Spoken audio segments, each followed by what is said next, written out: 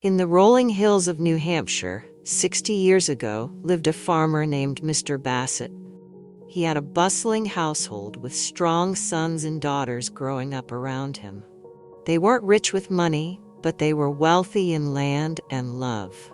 Their farm, filled with woods, cornfields, and pastures, fed them well and kept them warm and happy. In their home, love, patience, and courage made every day a joy.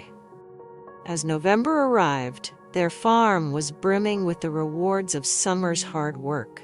The barn, buttery, and storage bins overflowed with harvest goodies.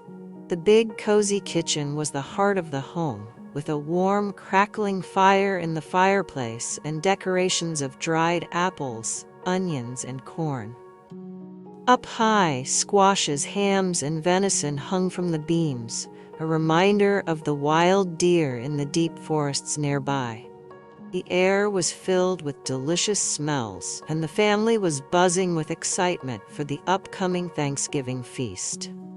Baby Bassett, the youngest, lay in an old blue cradle, occasionally peeking out with bright eyes, then contentedly playing with a rosy apple.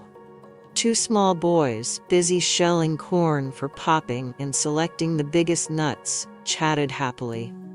Four sisters, Tilly, Prue, Roxy, and Rhodey, were busily preparing the feast, chopping, pounding, and slicing, their cheerful chatter filling the room.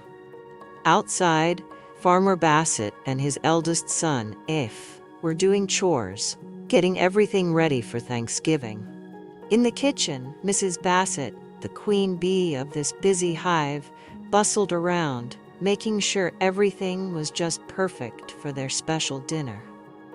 One more day to go, and it would be time to feast.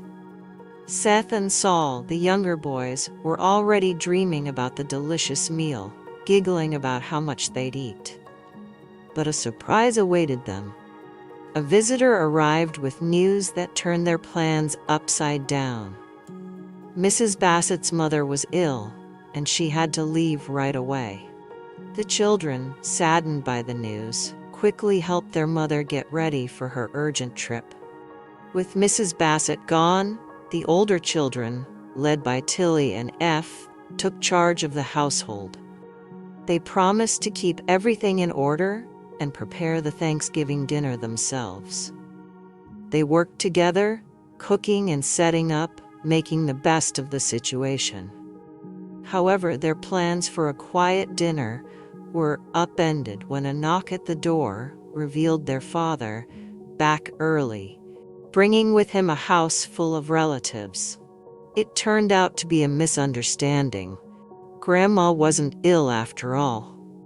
The house filled with laughter and joy as they all shared the feast that Tilly and Prue had prepared.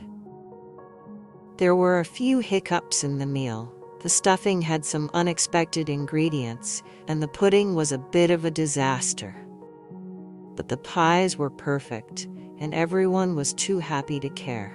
The evening was filled with games, dancing, and laughter, making it a truly special Thanksgiving. As they ended the day with a moment of thanks and a bedtime story, Tilly and Prue shared a quiet giggle about their cooking adventures, proud of how they'd managed everything.